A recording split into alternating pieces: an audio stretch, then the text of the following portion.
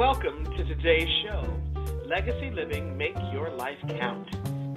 I'm your host, Dr. Gloria Burgess, passionate inspirational speaker, author, poet, and entrepreneur. Good morning, and welcome to Legacy Living, Make Your Life Count. I'm delighted that you joined me this morning. Today is Wednesday, January 3rd. I want to give a great big thank you to those of you who are listening today, and a great big shout out to all of you listening all around the world. I'm delighted and so grateful that you tuned in. I sure hope you're enjoying a fabulous day today and that you're having a fantastic week, because you know what? In the grand song of the universe, life is so very short. Short, sweet, and oh so precious. So, I hope you're making a difference in your own life, because when you do, you also make a difference in someone else's life. Now, a lot of folks really want to make their life count for something, but they don't know how to do it, or it seems so big to them that they don't know where to begin. So they ask me, Dr. Gloria, how do you do that? How do you make your life count? Well, it's really very simple, very simple. If you love people like I do, you can do something for them. Some folks call it random acts of kindness or random acts of beauty. I call it making yourself useful, being kind, serving others, passing on your blessings. It's all part of legacy living. When I write notes to people, for example, like a handwritten note, a birthday card, or a thank you note of some kind, I usually tuck in something small, a little special treat, like a tea bag or one of those little packets of coffee. Sometimes I include a little page of stamps for them. When I'm at the grocery store, I pick up something nourishing that I can give to our local food bank. And I always try to remember to look into the eyes, to look into the person's face who's ringing up my groceries. And I ask him or her how they're doing. Or, how's your day going? Or I just wish them a blessed day. If I'm in a hurry, I may not always remember, but I do try. I also smile a lot. Not a goofy kind of smile, though I do have one of those. I just smile. Sometimes I don't even know I'm smiling until someone says, wow, I love your smile. Your smile lights up the whole room. In our culture we say that time is money. Well, I'm not sure about that. But I am sure that a smile doesn't cost a thing. It doesn't cost a single dime. Yet the value to you and to the other person is absolutely priceless. And you know what? You never know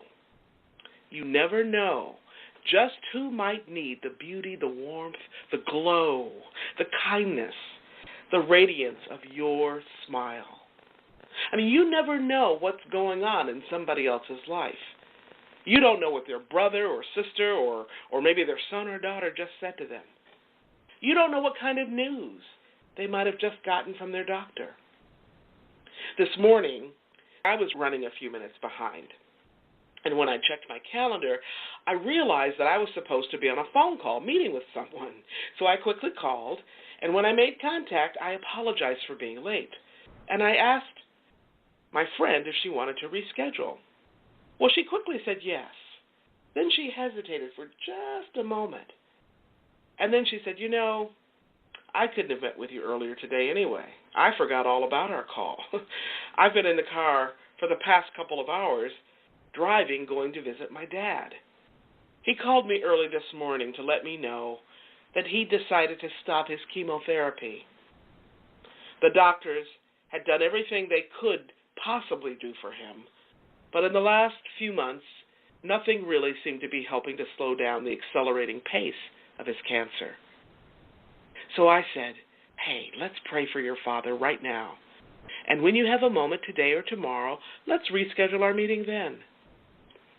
I could hear her big sigh of relief. "Oh, thank you," she said. I really appreciate your understanding and flexibility." My friend's words merely confirmed what I already knew. My next-door neighbor, Joe, goes for a walk almost every evening after dinner. Whenever I see him out walking, he almost always has a can of food in each hand. And he joyously walks down the road, swinging them back and forth as he walks. Sometimes I see him lifting the cans up over his head, and he's just moving along, humming, his eyes are sparkling, and Joe always seems to have a smile on his face. About an hour or so later, he returns home, only the cans are gone. He has nothing in his hands. Now, I used to wonder, why is he carrying those cans around? And why do they just seem to go poof? Why do they just seem to disappear? What on earth did he do with them? So one day I asked him, "Joe, hey, what's up with the cans?" "Oh, those? Well, on my walk, I just swing down by the community center, the one with the big food bank bins out in front, and I put the cans of food in there. But while I'm walking, they give me that little extra oomph, kind of like little baby barbells." So, folks, that's how you do it. Small, genuine acts of kindness. Small, genuine acts of love, thoughtfulness, compassion, generosity. Making yourself useful. Passing your blessings on. And you know what? Even our thoughts can make a difference. Why? Because our thoughts are made up of words, and words are made up of energy. You know that little saying we all learned when we were little kids, "Sticks and stones may break my bones, but words can never hurt me." Well, that's a lie. Now, you've heard me say this before. You know as well as I do, words have energy, vitality, and soul. Words have the power to bless or to blaspheme. They have the power to hurt or to heal. So take good care to send thoughts of love and healing. Send thoughts of hospitality and generosity. I truly believe that we are here to love one another and to serve one another. So, that's pretty much how you do it. You make your life count, day by day, step by step, moment by moment, every single day, 365, 24/7. That's really what legacy living, make your life count, is all about. Now, you can learn more about legacy living by visiting the Gloria Burgess website. That's GLORIA BURGESS, B as in boy, BURGESS.com. That's the Gloria Burgess website, GloriaBurgess.com, or by visiting Facebook at Facebook.com/DR for Dr. DR Gloria Burgess PhD /. Now, today's show is about beginnings. Beginnings. And my specific focus today is about beginning again. Yes, you can. You can begin again. I was inspired to focus on beginnings for a lot of reasons. We're still in the early days of a new year, and the new year is always a time of new beginnings. And after months of rainy, cold, wintry, I'm going to say freezing weather, very cold for us here in the Pacific Northwest, I'm beginning to see some very early signs of spring. Yes, hallelujah. A few crocus buds are pushing up out of the ground, and I see more and more robins digging for worms, which means the ground isn't quite so frozen anymore. Now, we have lots of flowering trees around our house, including many different kinds of rhododendrons. We have a special rhododendron, a rhodie, in our front yard called Christmas Cheer. Now, it's called by that name because this particular type of rhodie starts to bloom in late January and early February. Now, most rhodies in this part of the world bloom in the spring and summertime. So having a rhodie called Christmas Cheer is a kind of a way to perk us up, right? And bring back some of those Christmas smiles and just the general joy of the Christmas season. So we're especially grateful to see little tiny buds and then bigger and bigger buds of pink opening, especially during these many, many long weeks of gray, overcast weather. So the crocus buds, the flowering rhodies all say, guess what? Spring! That wonderful season of new beginnings. Spring is just around the corner. But before spring arrives, we have some work to do. The kind of work that many of us do in this season of winter. Now, one of the most important things we can do to begin again is to take stock. To take stock of where we are right now, right here, right now. You can also ask yourself, where do I want to be? Okay? So taking stock of where you are right now, and then asking yourself, where do I want to be? Now, that's a great question, isn't it? Most folks just sort of wander around through life without asking any questions of themselves at all. They just accept the hand that life deals to them. But if you want your life to be different, you have to act differently. And one key action is to ask yourself these two very good questions. Where am I now?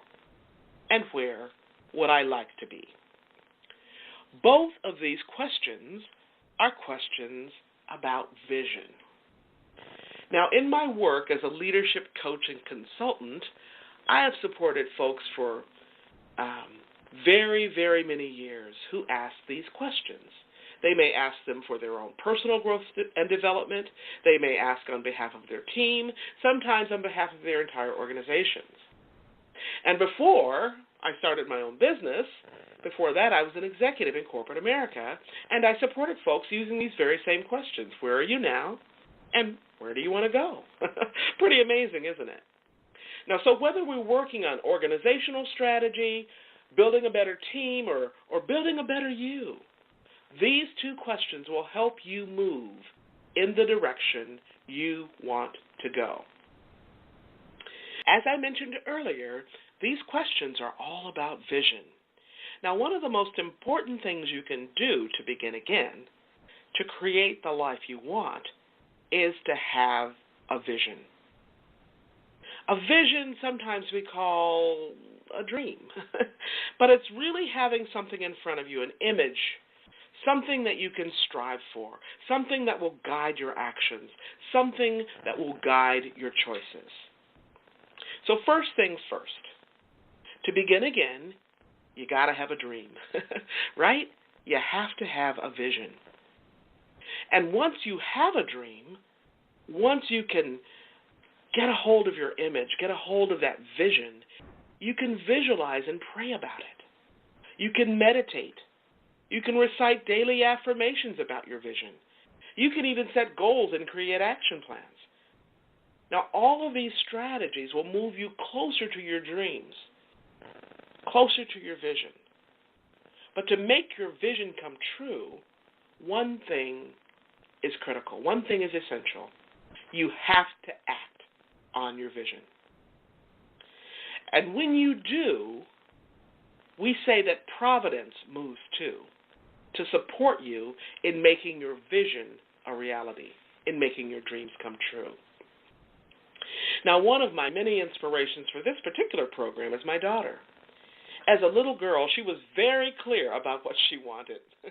She didn't have her life all planned out, at that age. But I remember when she was about 13 or 14,